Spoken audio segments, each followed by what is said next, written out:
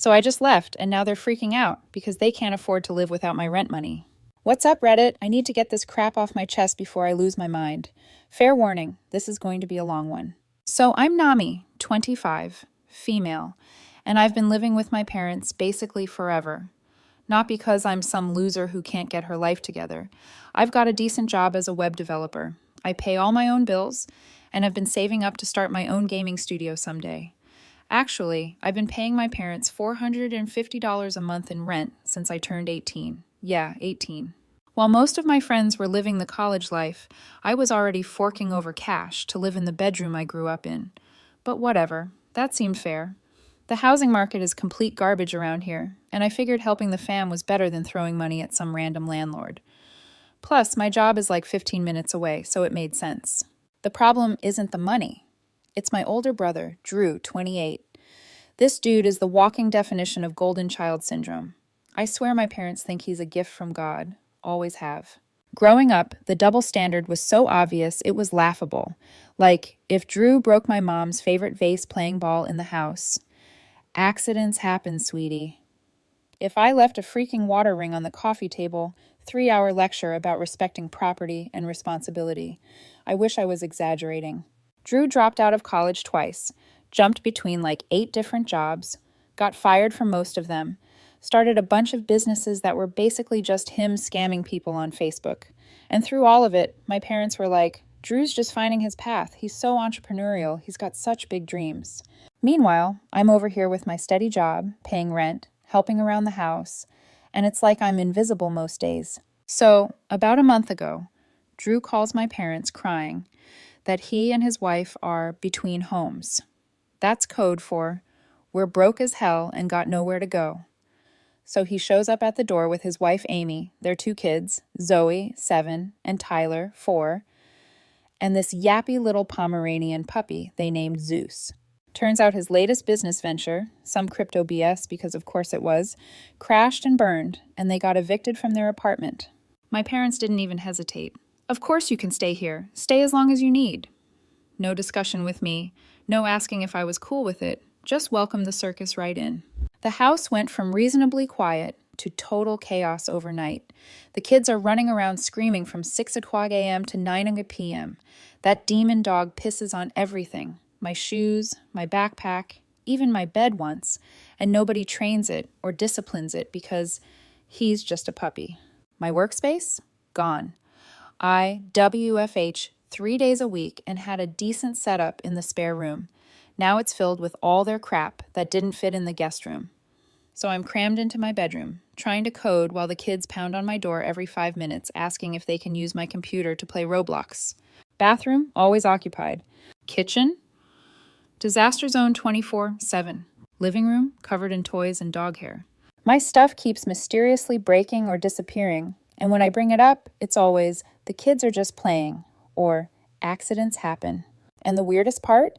Drew's become super weird and protective whenever I talk to Amy. Like yesterday, I literally just asked if she was done with the toaster, and Drew came charging in from the other room like, my wife's got it handled, sis, what the freak? As if I'm hitting on her by asking about kitchen appliances. Get over yourself, dude. And through all this, guess who's still paying $450 rent? That's right, me. And guess how much Drew and his family are contributing? If you guessed 0, congrats, you win nothing, because it's obvious. I kept my mouth shut at first. They have kids. They're going through a rough time. Blah, blah, blah. My mom always says we have to stand by each other when we're in need, so I tried to be cool about it. But it gets better. Last week, my mom cornered me in my room with that look she gets when she's about to ask for something but act like it's no big deal. Nami, honey, she started, doing that thing where she fidgets with her wedding ring. With Drew and his family staying with us, our expenses have really gone up. Groceries, utilities, everything. I already knew where this was going, but I let her finish. We were thinking maybe you could contribute a bit more to help out, just until Drew gets back on his feet. I straight up asked, you want me to pay more rent when Drew and his entire family are living here for free? She got this weird pinched look on her face. It's not free, Nami. They're family, and family helps family. There it is again, the magical phrase that only seems to apply to me. So how much more are we talking, I asked. Just another $300 a month should cover it. $750 a month. To live in my childhood bedroom, in a house overrun with screaming kids and a dog that pisses everywhere, where I have zero privacy and my stuff keeps getting broken. I told her I'd think about it just to get her off my back, but inside I was seething. That night at dinner, my dad backed her up with comments about everyone doing their part and tough times, while Drew sat there shoveling food in his face, occasionally saying stuff like, "Thanks for understanding, sis." Then the cherry on top of this Sunday. Mom casually mentions that Drew and Amy are going out Friday night for date night, and I'll be watching the kids. Not asked, told. "I have plans," I said, even though I didn't. "What plans?" Mom demanded, like I needed her permission to have a social life. "Just plans." Drew jumped in. "Come on, sis. We haven't had a night out in forever. The kids love their Aunt Nami." Everyone stared at me expectantly until I caved. "Fine, whatever." Friday night rolls around, and instead of playing the new game I'd been waiting to try, I'm chasing 2 hyper kids and a demon dog around the house. Drew and Amy said they'd be home by 10 o'clock. They rolled in at midnight, both clearly buzzed, not even apologizing for being late. Oh, and while I was distracted by the kids, Zeus left a steaming surprise in my room. Stepped right in it when I went to bed. Perfect end to a perfect night. At this point, I'm starting to feel like I'm going insane. Am I crazy for thinking this whole situation is completely messed up? I guess what I'm trying to figure out is whether I'm in the wrong here. Should I suck it up and pay more to keep the peace? Or am I right to feel like this is completely unfair? I've always been the type of person who avoids conflict, but this situation is pushing me to my limit. I'm tired of being the one who always has to compromise while Drew gets a free pass. If anyone's been in a similar situation, I'd love to hear how you handled it. I'll keep you all updated on what happens next. Thanks for reading. And update 1. Hey guys. Thanks for all the comments on my last post. Didn't expect so many people to relate to my family BS. Anyway, things have gotten even worse since then, if you can believe it. After that whole babysitting fiasco, I was still on the fence about what to do. Like, yeah, the situation was complete garbage, but moving out seemed like such a huge step. Apartments around here are stupid expensive, and I've been trying to save up for my gaming studio dream. Plus, moving out felt like I was somehow letting my parents win. I don't know if that makes sense, but it felt like I was admitting defeat or something. But then a bunch of stuff happened that pushed me over the edge. The morning after I babysat, I woke up to find Amy going through my desk drawers. Not even subtly, just straight up digging through my stuff. I was so shocked I just stood there for a second before asking, "What are you doing?" She jumped like I'd caught her stealing, which technically I had. "Oh, I was just looking for some tape. The kids want to make a craft." "There's tape in the kitchen drawer, where it's been for like 20 years. "Well, I couldn't find it there," she said, all defensive. Before I could say anything else, Drew appeared in my doorway like he has some kind of radar for when someone might call out his wife's BS. "Everything cool in here?" He had this weird aggressive tone like I was threatening her or something. "Your wife is going through my stuff," I said. Drew's face got all hard. "She said she was looking for tape, Nami. Don't make it a federal case." "It's my personal space, Drew. Would you like it if I started going through your things?" "That's different," he said, putting his arm around Amy protectively. "We're guests here." "Exactly. You're guests. In the house I pay to live in." Drew laughed.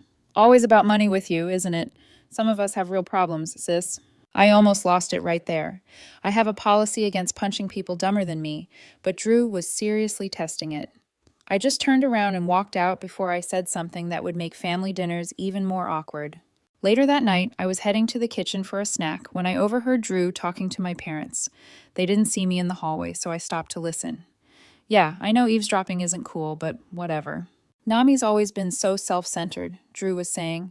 "Would it kill her to step up and help out the family for once?" "Self-centered. Me. I'm the one who's been paying rent for 7 years while this mooch has never contributed a dollar."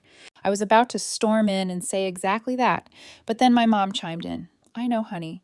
She just doesn't understand what it's like for you with the kids and everything. But she agreed to pay the extra rent, so that will help." "Wait, what?" "I never agreed to that. I said I'd think about it." "She's got all that money saved up," Drew continued. "Always talking about her stupid video game company. Meanwhile, we can barely afford clothes for the kids. Maybe if you hadn't blown all your money on crypto, dumbass." And then Drew lowered his voice and said something that made my stomach drop. "Honestly, she makes Amy uncomfortable. Always hanging around when she's in the kitchen or living room. She doesn't like being alone with her." I nearly choked. "Me, making her uncomfortable? She's the one going through my stuff, and I actively avoid them as much as humanly possible. I went back to my room without getting food. My appetite was gone. I lay in bed fuming for hours, replaying everything in my head. The next morning at breakfast, my mom casually mentioned that since I'd agreed to the new rent amount, she'd be expecting the first payment on Friday. I opened my mouth to argue that I never agreed to anything, but my dad jumped in with, "We really appreciate you helping out, daughter. Family first, right?" They were tag teaming me, and I knew from experience there was no winning this argument. So I just nodded and focused on my cereal. Then my mom dropped another bomb. "Oh, and Drew and Amy need someone to watch the kids this weekend. They've got a wedding to go to, the whole weekend." I asked, "Just Saturday afternoon through Sunday evening?" She said it like that was no big deal. "I can't," I said. "I've got work stuff to finish." "You can do your computer stuff anytime," my mom said dismissively. "The wedding's only on this specific date." "Yeah, sis," Drew added. "Don't be so selfish. It's not like you have actual plans." How the hell would he know what plans I have? And more importantly, why is their social life my responsibility? "Actually, I do have plans," I lied. "I promised to help my buddy Chris move." "Can't you reschedule?" my mom pressed. "No, he's already got the truck rented." The look my mom gave me could have melted steel. Drew just shook his head like I'd disappointed him personally. Amy muttered something that sounded like typical under her breath. The weekend babysitting thing was bad enough, but what really pushed me over the edge happened a few days later. I came home from work to find Zeus had chewed through my expensive gaming headset, like completely destroyed it. Those things cost $200. When I confronted Drew about it, he just shrugged. "It's just a headset, sis. He's a puppy. What do you expect?" "I expect you to keep your dog under control and replace things he destroys," I said. "We don't have money for fancy headsets," Drew replied. "If it matters that much to you, buy another one. Or better yet, grow up and stop playing video games all day," says the 28-year-old who lost all his money on a crypto scam. But the final straw? I overheard Drew and my mom talking about my savings account. They were actually discussing how I should pitch in some of my savings to help the family through this rough patch. That was it, the absolute limit. They were plotting to guilt me into handing over the money I'd been putting aside for years, working overtime, skipping vacations, living frugally, all so Drew could continue his consequence-free lifestyle. I went back to my room, opened my laptop, and started looking at apartment listings. I didn't know how I was going to afford it or where I'd go, but one thing was crystal clear. I couldn't stay in that house another month. Not with these people who saw me as nothing but an ATM with legs. That night, I couldn't sleep at all. Just lay there staring at the ceiling, my mind racing like crazy. Should I confront them? Try one more time to reason with them? Cave and pay the extra money to keep the peace? Every option seemed like a losing one. Around 3 a.m., I texted my buddy Chris, the one I made up as an excuse earlier. We used to be tight in high school, but kind of drifted apart after graduation. We still grab beers occasionally, but that's about it. "Hey man, weird question. You know anyone looking for a roommate? Gotta get out of my parents' place ASAP." Wasn't expecting a reply until morning, but he texted right back. "Dude, this is crazy timing. My roommate just told me he's moving in with his girlfriend next month." "You serious?" "Dead serious. Parents' house has turned into a nightmare, Chris. Let's talk tomorrow. Might be perfect timing." I finally fell asleep after that, feeling like maybe the universe was throwing me a bone for once. Met up with Chris the next day after work. His apartment isn't anything fancy, basic 2-bedroom in a decent part of town about 20 minutes from my job, but it was clean, quiet, and most importantly, free of my family. Chris said his roommate was leaving in 3 weeks, and if I wanted in, rent would be $575 plus utilities, split 50-50. More than I was paying at home before the increase, but less than the $750 my parents wanted now, and without the constant BS. I didn't even hesitate. Told him I'd take it. We did a quick handshake deal and agreed to sort out the details over the weekend. Now I had 3 weeks to figure out how to move out without causing World War III at home. I knew if I told my parents I was leaving, they'd pull out every manipulation tactic in the book. Guilt, anger, fake concern, the works. Plus, they'd probably try to squeeze as much money out of me as possible before I left. So I decided to go stealth mode. Operation GTFO was officially a go. First step, tying up loose ends. I called my bank and changed all my passwords and security questions. Removed any paper statements coming to the house. If they were actually considering taking my savings, I wasn't taking any chances. Next was the physical escape plan. I couldn't just pack everything up without them noticing, so I had to be smart about it. I started with the stuff no one would miss. books from my bookshelf, winter clothes from the back of my closet, extra computer equipment. Each day, I'd take a small load out to my car before work, then drop it off at Chris's place during lunch or after work. His roommate was cool with me storing boxes in the living room until he moved out. Thank God for decent humans, right? The hardest part was keeping a straight face around my family. Acting normal when all I wanted to do was tell them exactly what I thought about their BS. Drew was still being his usual entitled self, stomping around the house like he owned it, letting his kids and that demon dog destroy everything. Speaking of the dog, Zeus nearly blew my cover. He kept following me around barking whenever I moved stuff from my room. I started carrying dog treats in my pocket to shut him up. Felt like I was in a heist movie or something. One close call happened. When Zoe, Drew's 7-year-old, saw me loading a box into my car. "What's in the box, Aunt Nami?" she asked, popping up behind me like some horror movie kid. Nearly had a heart attack. "Just some old stuff I'm donating," I lied. "Can I see?" "It's boring grown-up stuff. Just old papers and books." "Can I help carry things?" "Not today, kiddo. I've got to get to work." She looked disappointed, but thankfully ran off to play. Kids that age have the attention span of goldfish sometimes, which worked in my favor. Meanwhile, my parents were still on my case about the extra rent. Mom kept casually mentioning bills and expenses whenever I was around. Dad started giving me the silent treatment when I didn't immediately hand over the extra $300.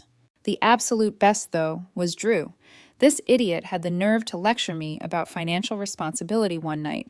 "You know, Nami," he said, sprawled on the couch while I tried to watch TV. "When you have a family of your own someday, you'll understand that sometimes you have to make sacrifices." The irony was mind-blowing. "Fascinating insight from a guy who's living rent-free in his parents' house at 28, I replied. "That's a low blow. I'm going through a tough time. The crypto market is volatile." "The crypto market is a scam, and you fell for it, twice." He got all huffy and left the room. Small victories. Then came another fun family meeting. Mom called everyone to the living room one evening. Me, Dad, Drew, and Amy. The kids were already in bed, thankfully. "We need to discuss the sleeping arrangements," Mom announced. "With the kids getting bigger, they need more space." I immediately got a bad feeling. "We're thinking they should have their own room," she continued. "Nami, since you're working so much anyway, we thought you wouldn't mind if the kids used your room. You could take the den downstairs." The den is basically a converted basement storage room with no windows and a futon that's older than I am. Plus, it's right next to the laundry room, so you hear the washing machine at all hours.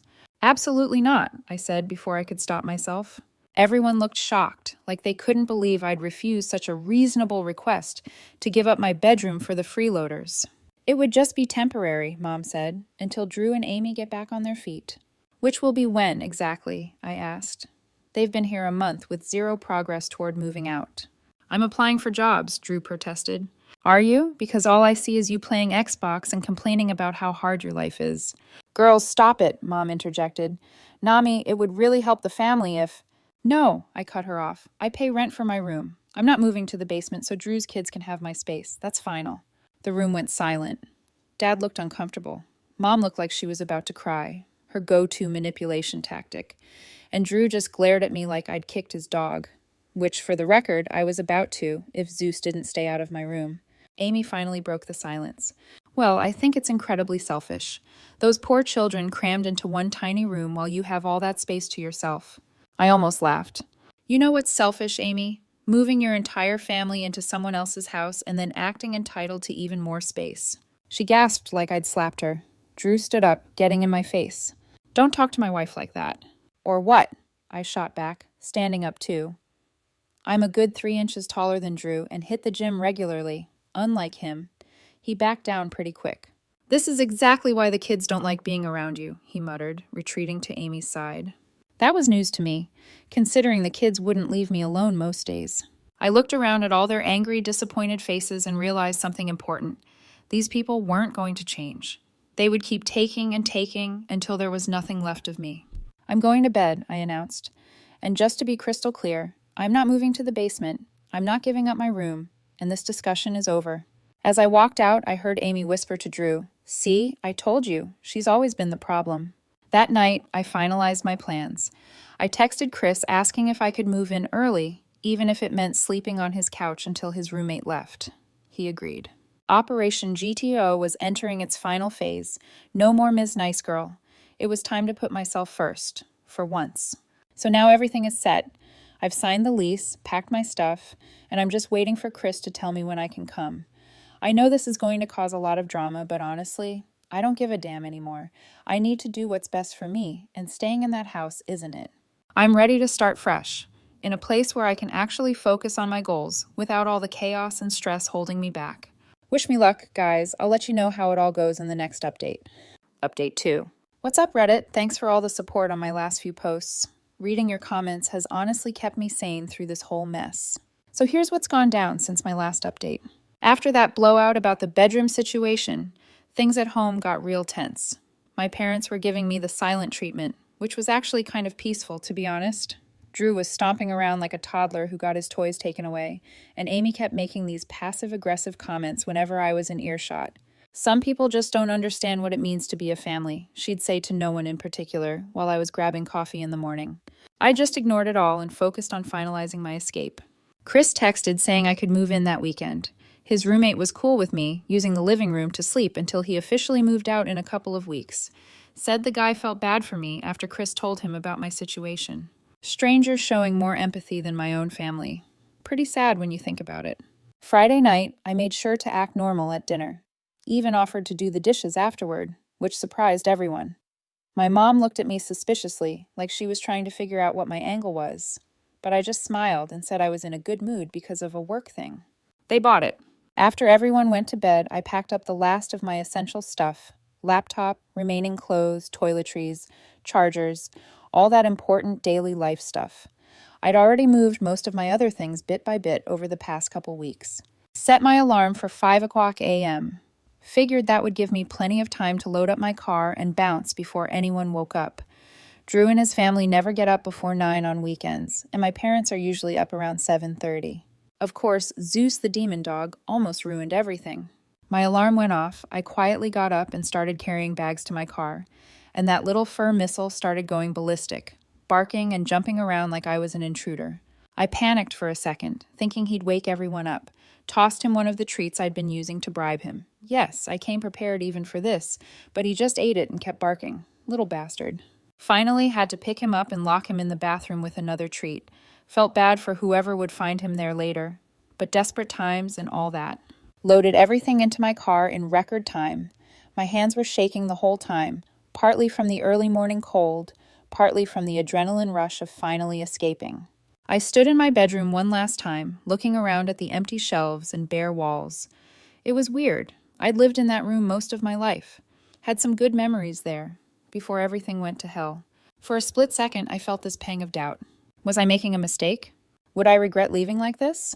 Then I heard Zeus start barking again from the bathroom and Drew yell, "Someone shut that dog up!" from his room. Nope, no regrets. I'd thought about leaving a note, but what was there to say that hadn't already been said? So I just grabbed my keys, took one last look around, and walked out. Driving away from my parents' house as the sun was just coming up felt surreal, like I was in some coming-of-age movie or something. I half expected dramatic music to start playing. Instead, I just cranked up some Metallica and hit the gas. Made it to Chris's place around 6 o'clock a.m. He was still asleep, obviously, so I sat in my car for a bit scrolling through my phone. I turned it to silent mode, figuring it wouldn't be long before my family realized I was gone and the texts and calls started flooding in. Chris finally woke up around 7:30 and helped me bring my stuff in. His place isn't anything special. Basic apartment with a small kitchen, decent-sized living room, 2 bedrooms, 1 bathroom, but it was quiet. No screaming kids, no barking dog, just blessed, beautiful silence. "Make yourself at home," Chris said, gesturing to the couch. "Jim's room will be empty in a couple weeks." I crashed on the couch and slept for like 4 hours straight. Best sleep I'd had in months, even on a lumpy couch. When I woke up and checked my phone, it was exactly what I expected. 8 missed calls from Mom, 3 from Dad, 2 from Drew, surprising he even bothered, and about 1,000,000 texts. "Mom, Nami, where are you? Mom, are you okay? Call me right now. Mom, why is your room empty? Mom, I can't believe you would do this to us. Dad, daughter, your mother is very upset. Call home. Dad, come home so we can talk about this. Drew, wow, real mature, sis. Just bail on everyone. Amy, hope you're happy with yourself. The Guilt Trip Express was right on schedule. I turned my phone off and helped Chris set up his new gaming system. Figured I'd deal with the family drama later. Around 6:00 p.m., I finally turned my phone back on and called my mom. Figured I owed her at least that much, even if she had been unfair to me. She answered on the first ring. "Nami, where are you?" "I moved out," I said, keeping my voice level. "I'm staying with a friend." "You moved out without telling anyone? How could you do this to us?" I had to hold the phone away from my ear. She was screaming so loud. "I tried talking to you guys multiple times about how unfair the situation was. You didn't listen. So you just leave? No note? No warning? Do you have any idea how worried we've been? Your father and I have been calling hospitals." The guilt trip was in full effect, right on cue. "Mom, I'm an adult. I don't need permission to move out. And I'm fine, obviously." "This is about the rent increase, isn't it? Or the bedroom? We could have worked something out if you just talked to us instead of running away like a child." I almost laughed. "I did talk to you, multiple times. You ignored everything I said and kept pushing for more money, more space, more sacrifices, all while Drew contributed nothing. Your brother has children, Nami. He's going through a difficult time. And I'm sorry about that, but it's not my responsibility to support his family. I've been paying rent for 7 years while he's never paid a dime. It's not fair, and you know it." "Life isn't fair," she shot back. "Family helps family."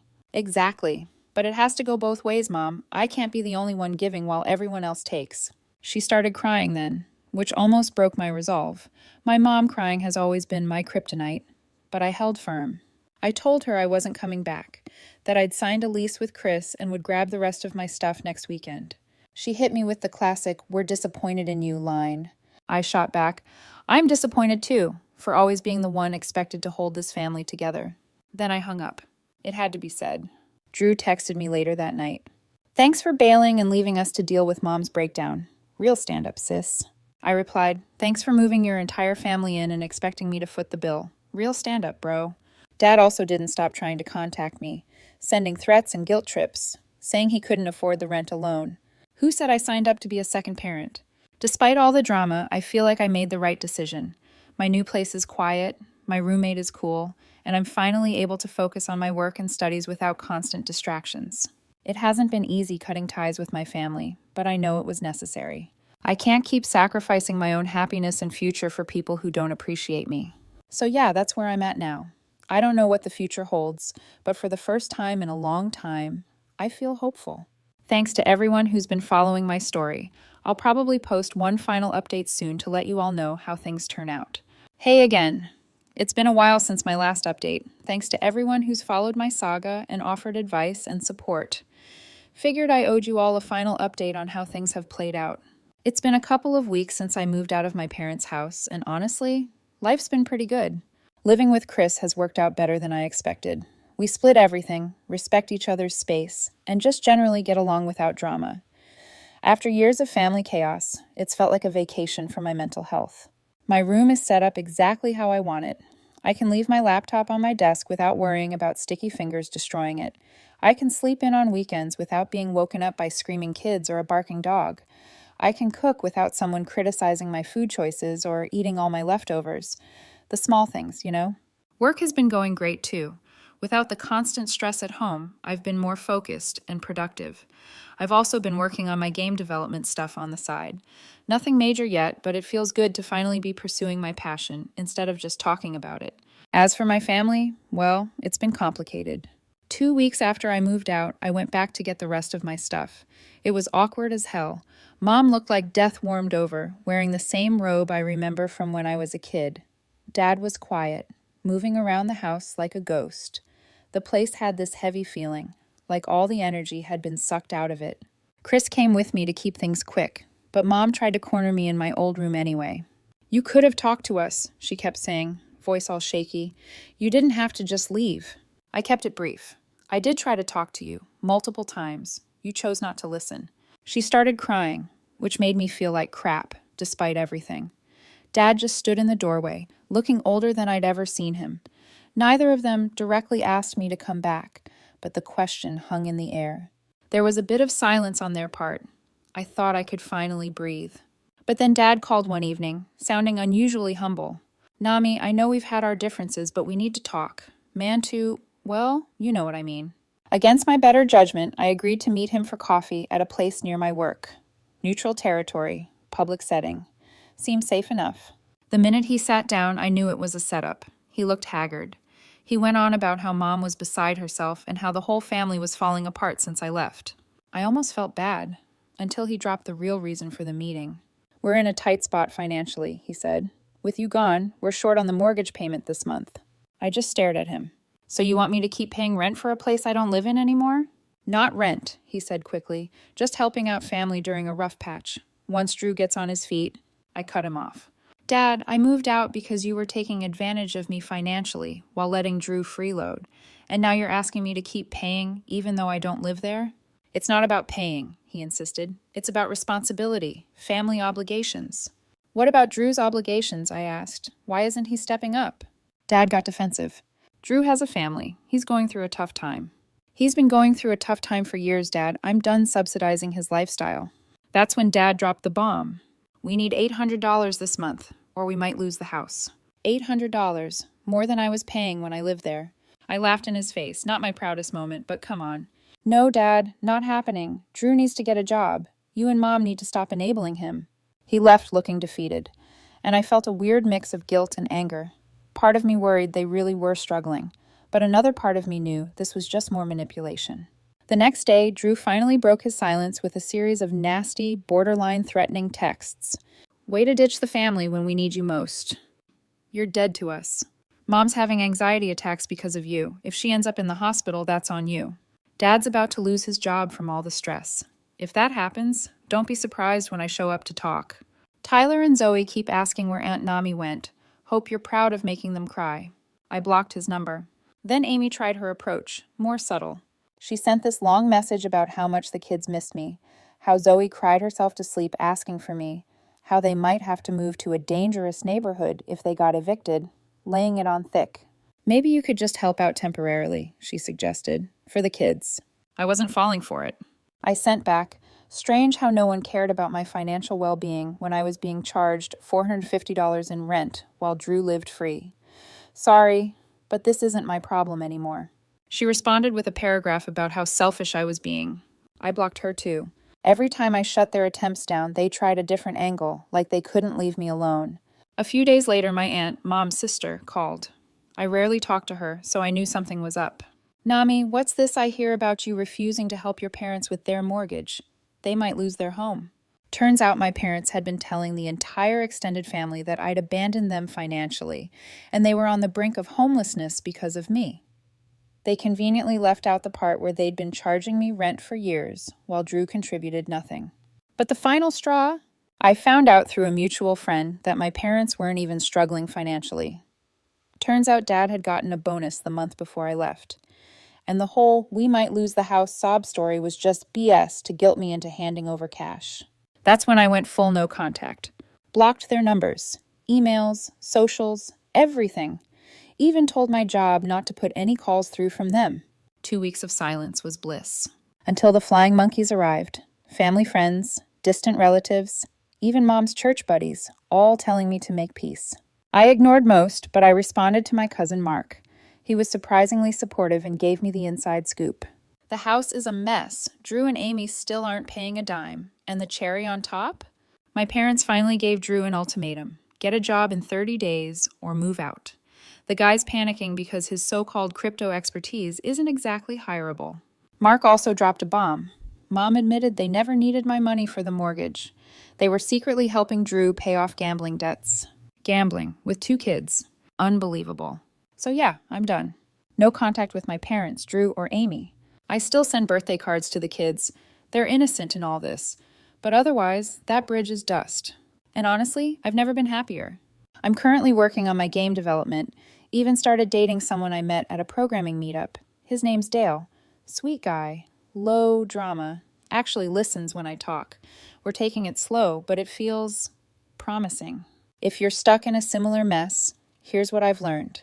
Cutting people off isn't just an option.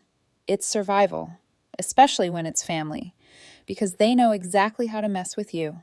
Boundaries don't work when people don't respect them. Sometimes you need a whole damn wall.